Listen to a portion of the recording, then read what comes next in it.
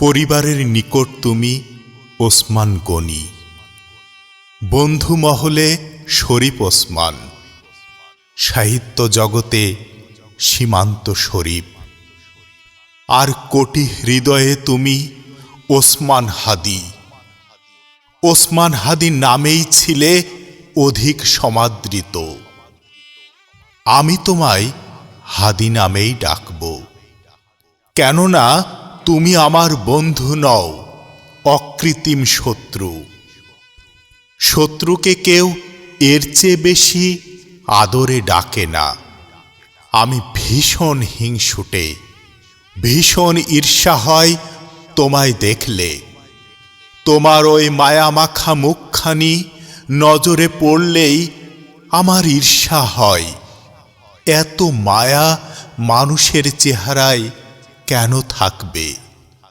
স্নেহ, মায়া আর ভালোবাসা যেখানে লেখকের কলম আর গায়কের গানেই সীমাবদ্ধ, সেখানে নারী ছেঁড়া শেষ ধনকে হারিয়ে বিরহের মূর্ছনায় বেহুশ হয়ে যাওয়া তোমার রত্নগর্ভা সেই মায়ের প্রতি আমার ভীষণ ঈর্ষা হয়।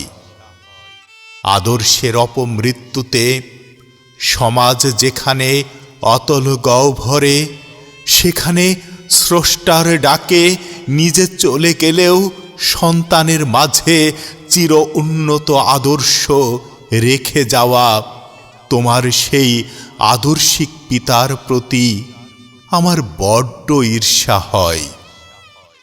স্বার্থপর সমাজে ভায়ে ভায়ে দ্বন্দ্ব, যেখানে স্বঘোষিত রণাঙ্গন, সেখানে জীবনের শেষ দিন পর্যন্ত ঢাল হয়ে পাশে থাকা ব্যথাতুর সেই বড় ভাইকে দেখে আমার ঈর্ষা হয়।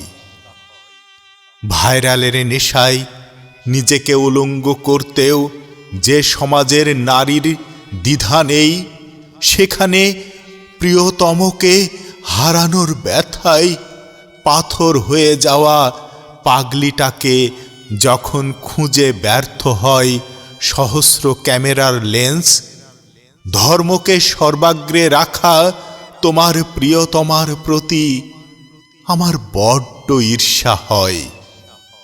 মাত্রই মুখে বুলি ফোটা 8 মাসের ফিরনাস জানল না তার বাবা কেমন ছিল, কোথায় ছিল জনতার হৃদয়ে। কতটা বিদ্রোহী হয়ে ওঠাতেই কাল হয়েছিল ঘাতক দলের।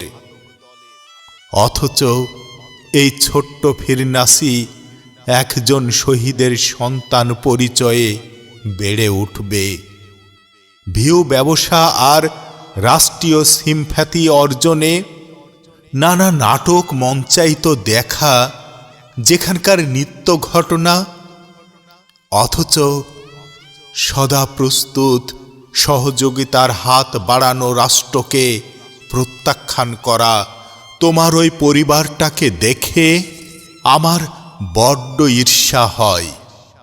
আমার ঈর্ষা হয় তোমার এই রক্ষণশীল পুরো পরিবারের প্রতি। এমন একটি পরিবার কেন আমার হলো না?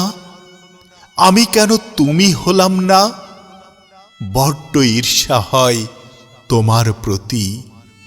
যে সমাজে গোলামীর রক্ত শিরায় বহন করে জন্ম নেওয়া শিশুটিও বৃদ্ধ হয়ে নিদ্রা যায় গোলামীর কফিনে, সেই সমাজে অন্ধের মাঝে চশমা হাতে আবির্ভূত হয়ে সাহারার বুকে গোলাপ ফোটাতে চাইলে, শহীদি তামান্না বুকে লালন করেই তুমি হয়ে উঠলে বিদ্রোহী। ন্যায় ইনসাফের আদর্শে মানুষ এতটা বিদ্রোহী হতে পারে, ঈর্ষা হয় আমার। এই ঈর্ষা আমার দুর্বলতা নয়, এ আমার নৈতিক পরাজয়ের নীরব নত স্বীকার।